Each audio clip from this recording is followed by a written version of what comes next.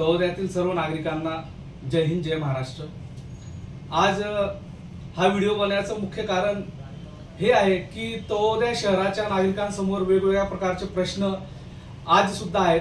त्यामध्ये सर्वात महत्त्वाचा प्रश्न म्हणजे तळोदा शहरातील जे नागरिक आहेत त्या नागरिकांच्या समोर किंवा त्यांच्या प्रॉपर्टी कार्डवर जे बारगळ जागीरदार हे जे नाव लिहिलेले आहे, यामुळे तळोदा शहरातील नागरिकांना घरकुलाचा लाभ असेल किंवा बँकेकडनं कर्ज घेणं असेल, या सर्व गोष्टीपासून तळोदा शहराचे नागरिक हे वंचित राहिलेले आहेत। मोठ्या दुर्दैवाने सांगावं लागतं की 1947 ला आपला देश स्वतंत्र झाला, संपूर्ण देशातून जागीरदारी नष्ट झाली, तरी आपल्या तळोदा शहरामध्ये ही जागीरदारी आज तगायत कायम आहेत।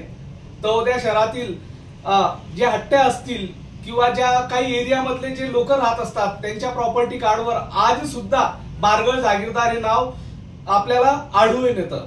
यामुळे मुख्य प्रॉब्लेम हा झालेला आहे, सर्वात महत्त्वाचा प्रॉब्लेम हा झालेला आहे की शासनाकडनं आदिवासी विकास विभागाकडनं 17 कोटी रुपये तळोदा नगरपालिकेला हट्टीमधील सर्व आदिवासी बांधवांच्या घरकुलासाठी प्राप्त झाले होते, परंतु त्यांच्या नावावर उतारा नसल्यामुळे त्या यासाठी घरकुलाचा फायदा घेऊ शकले नाही।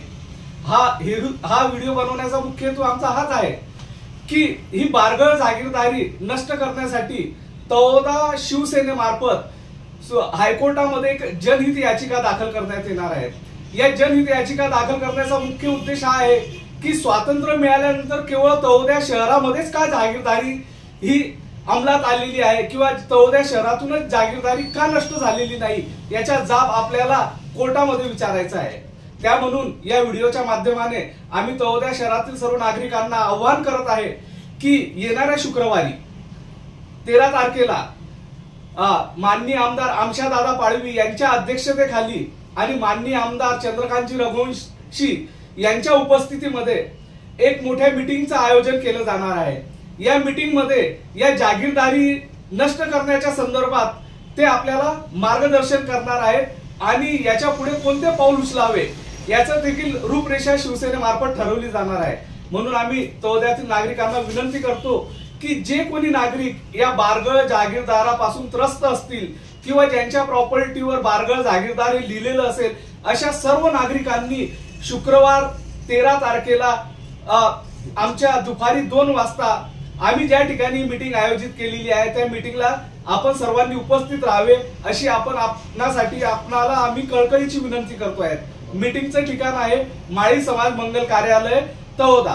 तरी नागरिकांना विनंती आहे की आपण येताना आपले प्रॉपर्टी कार्ड, आपले रेशन कार्ड आणि आपले आधार कार्ड घेऊन या मीटिंगला यावे आणि तुम्ही ज्या समस्येने त्रस्त आहात ती समस्या सोडवण्यासाठी शिवसेना तन मन धनाने पूर्ण प्रयत्न करेल।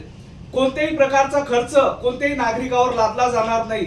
जे काही कायदेशीर लढाई असेल ती कायदेशीर लढाई शिवसेनेचे आमदार आमशादादा पाडवी आणि चंद्रकांतजी रघुवंशी साहेब आणि आम्ही सर्व आपल्या सहकार्याने लढू आणि त्याच्यामध्ये निश्चित यश मिळवू याची आम्ही तुम्हाला ग्वाही देतो। तरी सर्व नागरिक बांधवांना विनंती आहे की आपण या सभेला यावे। जय हिंद, जय महाराष्ट्र। जय भवानी, जय शिवाजी। जय भवानी, जय शिवाजी।